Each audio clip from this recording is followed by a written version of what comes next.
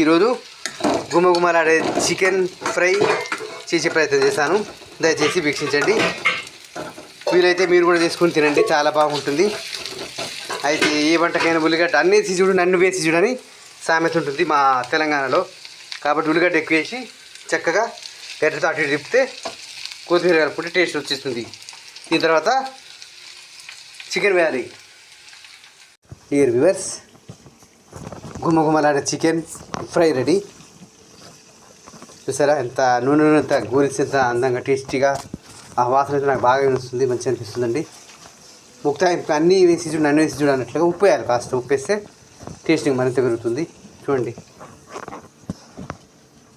Light ఉప్పు వేసి కొద్దిగా కలుపుతే అయిపోతుంది. వేసే తక్కువ ఉంటుంది కాబట్టి ముఖ్యంగా లిక్కర్ మీదకి చపాతీ మీదకి నంచుకొని తింటే చాలా టేస్ట్ బాగుంటుందండి. ముఖ్యంగా లెగ్ పీసులు ఇట్లా మాడకుండా దూరం వేసుకుంటే పిల్లలు ఎక్కువ లైక్ చేసే అవకాశం ఉంటుంది. కాబట్టి మీరు కూడా ప్రయత్నం చేయండి ఒకసారి. నచ్చితే లైక్లు, షేర్లు, కామెంట్లు, సబ్స్క్రైబ్ మర్చిపోకండి. మీ అనుమల రవీందర్, హైదరాబాద్.